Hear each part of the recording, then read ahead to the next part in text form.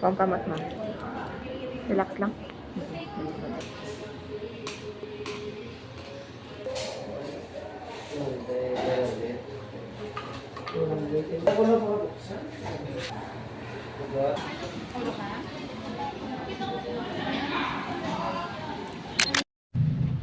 Hi guys, so nandito ako ngayon sa boarding house ko.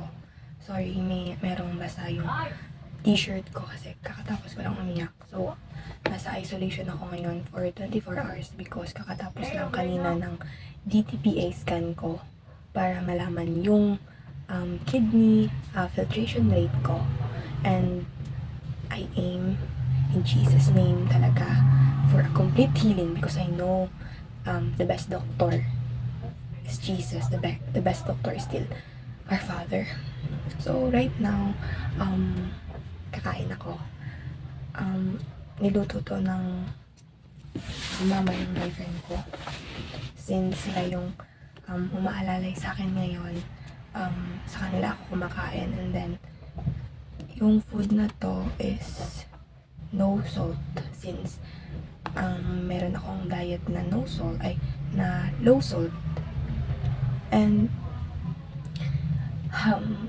gusto ko lang i-share how thankful I am sa kung ano yung ngayon. Kasi kahit na wala dito yung boyfriend ko, which is yung anak nila, super rare yung mga ganitong tao na syempre girlfriend pa lang ako ng anak nila. Di pa naman ako asawa or what, pero yung tulong nila sa akin, especially support and yung pag-aalagang binigay sa akin, especially ng mama at papa niya, sobrang solid. And actually, I prayed. Dati pa ako nagpe-pray for a mother figure and also a father figure. So dahil nasa boarding house ako, nasa isolation ako for 24 hours, hinatidan lang ako ng papa, ng boyfriend ko, ng bangus to, tsaka mga gulay. So, kakain ako. Actually, medyo busog pa ako kasi binigyan din nila ako ng kamote kasi hindi ko naubos. So, right now, yung feeling ko, medyo maano yung ulo ko, dizzy, tsaka parang ang weak ko. Kasi kanina, 2 extraction yung ginawa sa akin dito at tsaka dito. Pero kinuha ko na yung ano ko dito, yung nilagay nila. So parang nanghina lang ako doon kanina kasi nung extraction na sobrang bigat ng kamay nung kumuha ng dugo sa akin. And then sabi niya, medyo malalim daw yung ko, kaya nahirapan siya masyado sa nung nag-extract na. Nag-undergo ako kanina. Siguro umabot din 1 hour yun kanina, yung parang scan. Para siyang CT scan. So yun nga, kakatapos ko lang nag-pray kasi ako bago kumain. And then, i-share ko lang yung how I'm thankful kay Lord because yung moral support ng mama at papa ng boyfriend ko is super, yung tipong parang anak nila ako. And I felt emotional talaga since parang meron naman akong papa, pero nasa probinsya kasi yung papa ko. Love naman ako ng papa ko, pero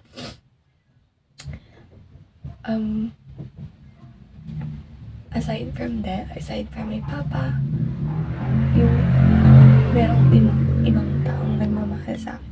Parang, kasi lumaki kasi ako sa lola at lolo.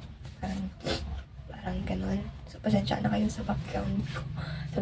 Sa room ko, medyo makalat. Kasi yung mind ko ngayon, parang, parang wala sa isyo. Kain muna ako. May gamot pa kasi akong iinumin para naman dun sa heart ko.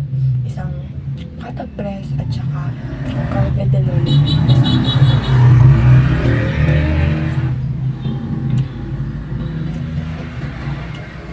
So, yun nga.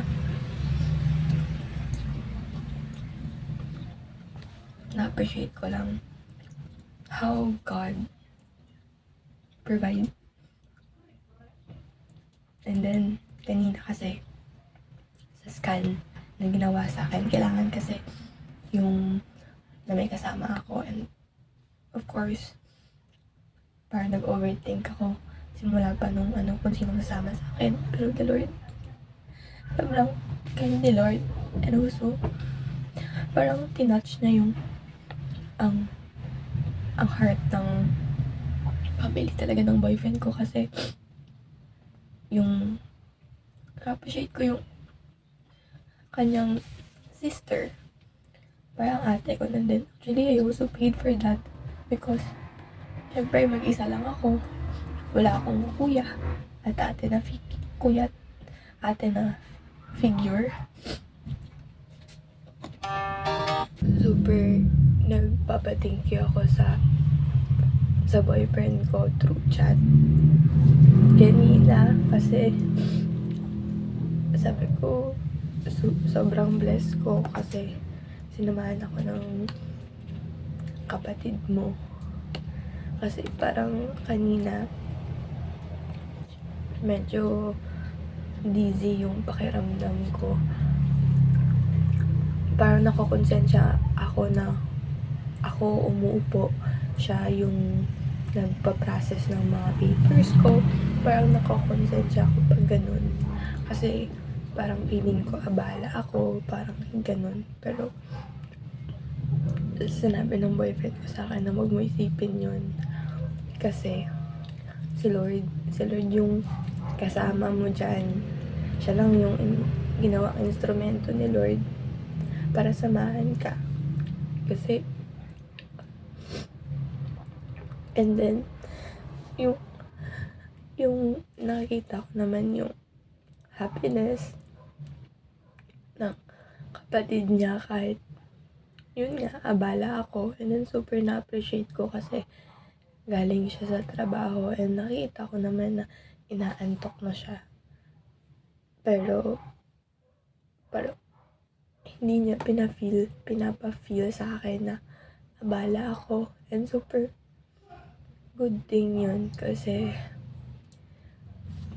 yung mind ko nare-relax sa pag-iisip. Kasi masyadong overthinker ako eh. Yeah, super thank you lang. Thank you so much.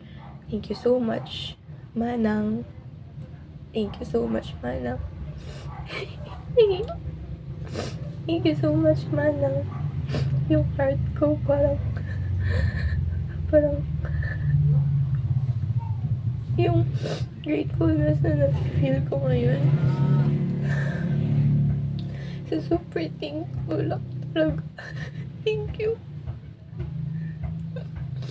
First time ko kasi feel to na parang may concern talaga sa akin. Thank you so much po. Thank you so much po.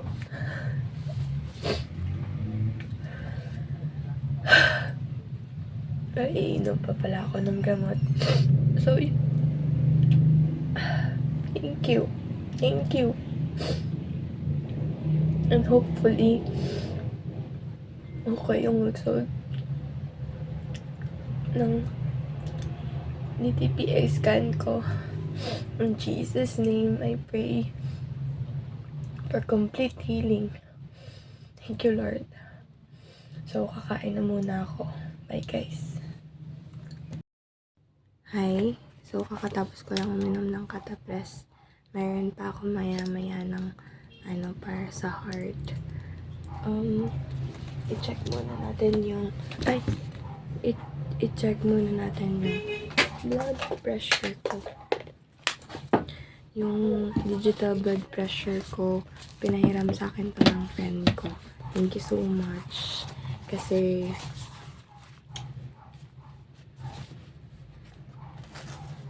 hindi ko na kailangan pang gumastos. So, pinamomonitor sa akin yung blood pressure ko.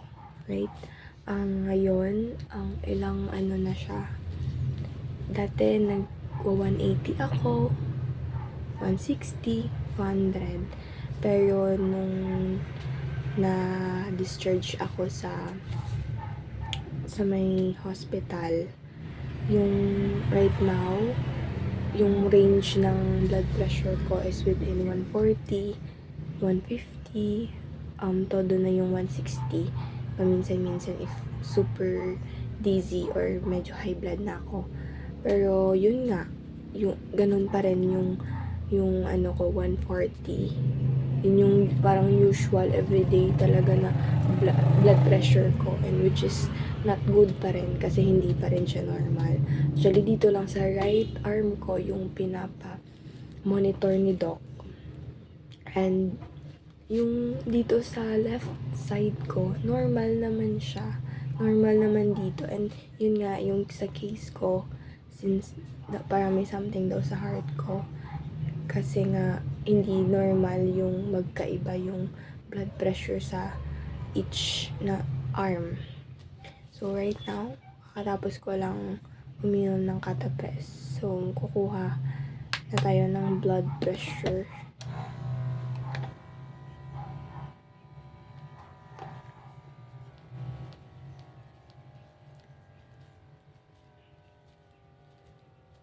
Naiinis ako minsan kasi since parating kinukuhanan yung right arm ko ng blood pressure, yung pag parang sumasakit na yung arm ko sa bandang dito. Kasi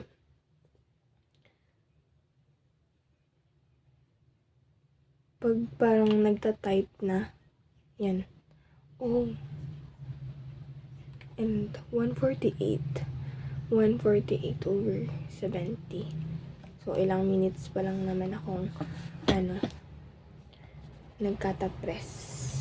Actually, high blood na yan. High blood na yan. And I feel naman talaga na parang tumaas yung dugo ko kasi yung ditong side ng head ko, parang sa neck, parang sumasakit siya ng onte. Pero, I pray nga na mag-lower yung blood pressure ko. In Jesus' name, Lord. Sa Bible, yung mga disciples, parating nililay hands. Yung mga taong pinagpipray nila ng healing. And so, right now, ilay hands natin yung arms ko. Lord God, Heavenly Father, Lord, You're the one who created my body, Lord God. I pray, Lord God, for divine intervention and for healing. I pray that the blood of Jesus, Lord God, will overflow in all over my body, Lord God, and will cleanse. And ang mga blockages, Lord God, nga ara sa akon nga body, Lord God, will vanish, Lord God, because of the blood of Jesus. I pray for cleansing in the mighty name of Jesus Christ. I pray for a normal blood pressure. In Jesus' name I pray. Amen. Okay. Maya-maya ko na naman kukunin yung blood pressure ko. Sumasakit na dito ng part. Hot compress ko lang para hindi siya sobrang sakit. Last time, sobrang sakit kaya, parang hindi ko na kinukuha ng blood pressure yung kamay ko. Pero, need ko talaga kasi. So, i-share ko lang sa inyo yung, nag-open ako ng U-Bible app ko. And then, meron dong prayer every night or kahit umaga mo siyang gawin. And then, nandito, nandun sa U-Bible app, itong sinulat ko na lang siya kasi gamit ko yung phone ko. Yung John chapter 15 verse 7 NLT. Ang sabi niya, "If you remain in me, and my words remain in you, you may ask for anything you want, and it will be granted." You know naman kung ano yung ina-ask ko, which is ang health, restoration back ng health ko, complete healing. Just like how Jesus healed yung mga people sa Bible. Like for example, di ba meron dong tinouch lang nila si Jesus, nag-complete heal na sila. And that's yung isa yun yung greatest and desperation prayer ko kay Lord. And I believe the Lord speak to me through this verse. Kasi kanina, parang na-notice ko nung natapos na akong mag-PT PA scan, nung umuwi na ako. Siyempre, mag-isa lang ako. Supposed to be, dapat mag-spend time ako kay Lord. Mag-read ako ng Bible kasi hindi ako kanina umaga naka-read. And kahapon, parang masyadong, and then, parang dinadivert ko yung attention ko sa cellphone. Nag-watch lang ako ng YouTube, scroll. Pero meron sa akin na nagsasabing, kailangan mong mag-read ng Bible kasi kailangan ng soul natin yan, yung spirit natin. Parang ano rin, yung physical body natin, kailangan natin kumain para magka-strength tayo.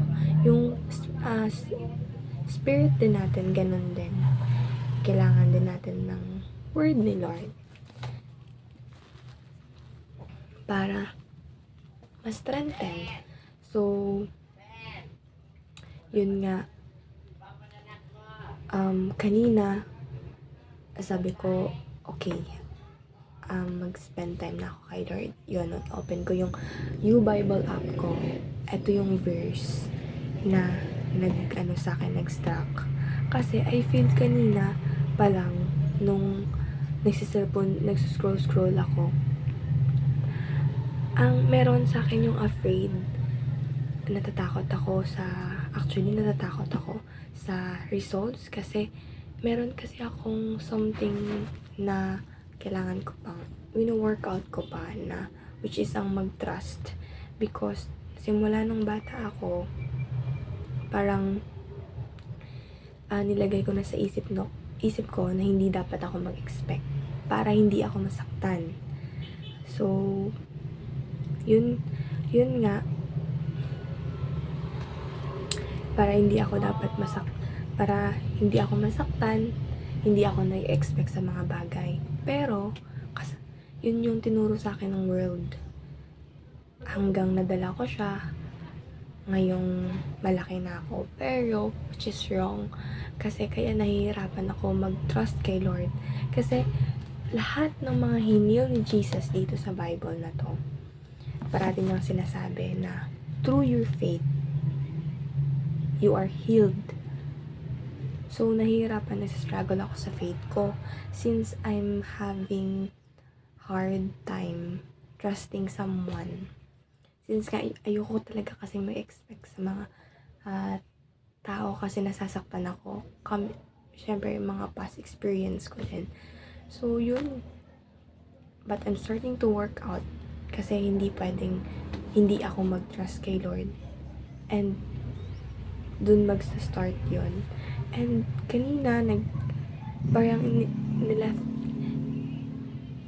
sinabi ko lahat kay Lord yung sa heart ko. And right now, I feel peace. Kanina kasi parang kinakabahan, parang hindi ko ma-explain yung yung feeling ko kanina. So, yun lang. I-share ko lang sa inyo paano nagbibigay ng peace. Paano ko kinukuha yung peace sa ganitong sitwasyon ko, which is through prayer. May nabasa ako kanina. Sinulat din ng friend ko Nakita ko lang sa sticky notes niya na nilalagay niya sa window. Nakalagay, I think it's for me. Kasi nakalagay doon, the greatest doctor is the Lord. And the greatest medicine is prayer. So, nung nabasa ko yun kanina nung nag-CR ako, umihi ako, parang nag-ano siya sa mind ko, nag-struck. Kaya yun, nag-spend time na ako kay Lord. Sinabi ko yung natatakot ako. And I feel relief talaga. So, thank you Lord. Thank you Lord. Kasi nakikita ko talaga yung work ni Lord. Sana yung mind ko ma-fix. And I rebuke the spirit of Satan na mag-tell ng lie sa akin tsaka mag-overthink pa ako. No, it's not.